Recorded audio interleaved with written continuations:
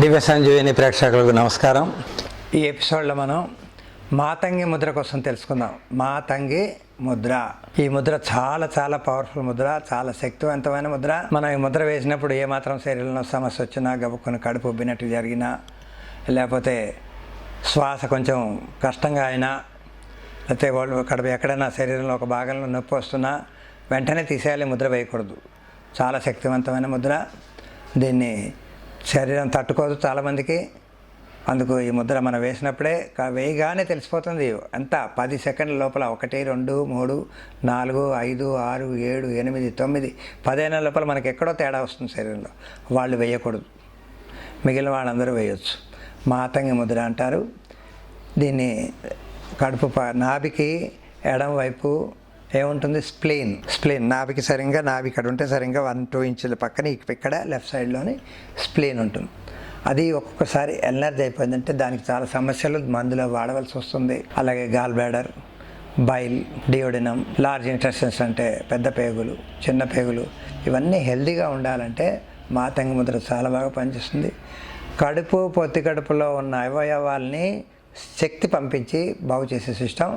కానీ అక్కడ అతి సమస్యగా ఉంటే ఒకసారి రివర్స్ తనడానికి వస్తుంది.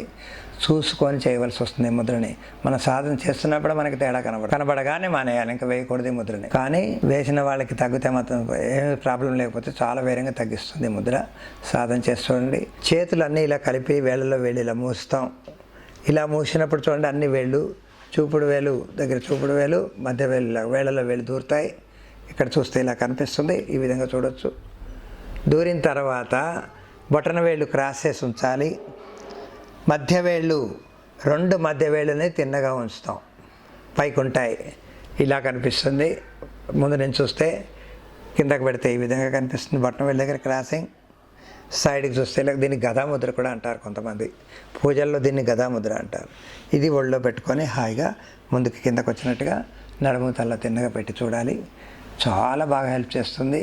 ఈ ముద్రలో ఉన్న గొప్పతనం అది. మాతంగి ముద్ర దీని పేరు. సాధన చేసి చూడండి. కానీ ఎక్కడైనా శరీరంలో తేడా వస్తే మానేయాలి. ఎందుకంటే మధ్య వేళ్ళు అనగానే ఆకాశతత్వం చాలా పెరుగుతుందంటే ఖాళీ స్థలం శరీరంలో పెరుగుతుంది. పెరిగినప్పుడు కొంతమందికి అది శరీరానికి పడకపోతే సమస్య మొదలవడగానే తెలుస్తుంది. తెలియగానే తీసేయండి, వెంటనే నార్మల్ అయిపోతారు, మామూలు స్థితిలో ఉంటారు. సైడ్ ఎఫెక్ట్లు ఎవరికి రావు. ముద్రల వలన పుట్టిన పిల్లలు కూడా ఇలా చేతులు పెడతారు, రకరకాలుగా వేళ్ళు పెడతారు. మనం రకరకాల బ్యాగులు పట్టుకుంటాం, వస్తువులు పట్టుకొస్తాం, ఇళ్లలో వస్తువులు తోస్తాం, ఏమిటేమిటి చాలా చేస్తాం కదా. ఆ విధంగా చేస్తే డిసీజెస్ రావు. ముద్రల వల్ల ఎవరికి సమస్య రాదు. వచ్చిందంటే నమ్మే అవసరం లేదు. ఇది వాళ్ళు వేరే విధాలుగా అంటే ఆహార నియమాలు పాటించకపోయినా, లేకపోతే అతిగా తిన్నా, తాగేసినా, అక్కర్లేని కూల్ డ్రింక్లు లాంటివి, లేకపోతే ఎనీథింగ్ తీసుకున్నప్పుడు మనకు శరీరానికి పడని తీసుకుంటేనే సమస్య రావడానికి అవకాశాలు ఉంటాయి. కానీ ముద్రల్లో ఎవరికి ఎటువంటి సైడ్ ఎఫెక్ట్ రాదు. వస్తే కూడా అడిగే అవసరం లేదు. ఎందుకంటే వేళ్ళు ఇలా పెడితే దీనివల్ల రోగాలు వస్తాయంటే ప్రపంచంలో ఎవరు నమ్మరు. శాస్త్రాలే చెప్పింది అంత పర్ఫెక్ట్గా. అందుకే ఈ ముద్రా థెరపీ అందరికీ చెప్పబడుతుంది.